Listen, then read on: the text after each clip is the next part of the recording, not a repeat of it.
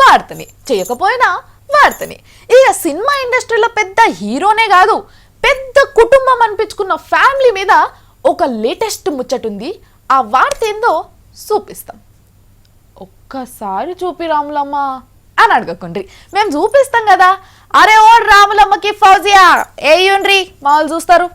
Chiranjeevi Pawan Kalyan mega అన్నదమ్ములన్న ముచ్చట ఎరికే కదా మనందరికి. ఇప్పుడు వీళ్ళిద్దరి మీద ఒక కొత్త వార్త వచ్చింది.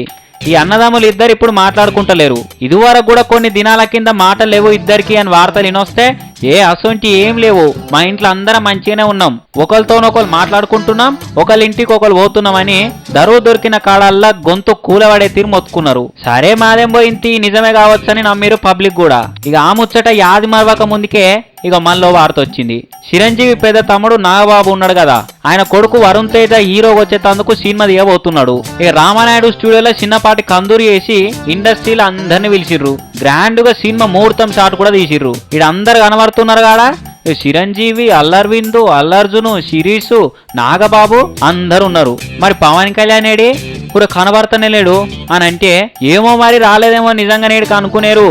ఆడికి వచ్చిండు, ఆడ చిరంజీవి ఎదురు కూడా పడ్డాడు. అయినా గాని సడి సప్పుడు లేకుండా తెల్వనోళ్ళ లెక్కనే సూపులు తిప్పుకొని పోతున్నారు. ఇక ఒక్క తాన కనబడ్డ మనిషి మళ్ళా పత్తకు లేడు. గా నడుమ చిరంజీవి కొడుకు రామ్ చరణ్ తీసిన రచ్చ ఎవడు అనే సినిమా ఆడియో రిలీజ్ ఫంక్షన్ లకు కూడా పవన్ కళ్యాణ్ రాలేదు. ఇక అప్పటి సంది వస్తున్న వార్త ఇగో ఇప్పుడు నిజమని తేలింది. ఇన్ని దినాల సంది అంటుంటే ఏమో అనుకున్నారు గాని ఇవాళ ఇంటి మనుషుల ముంగటనే బయటపడ్డది ముచ్చట.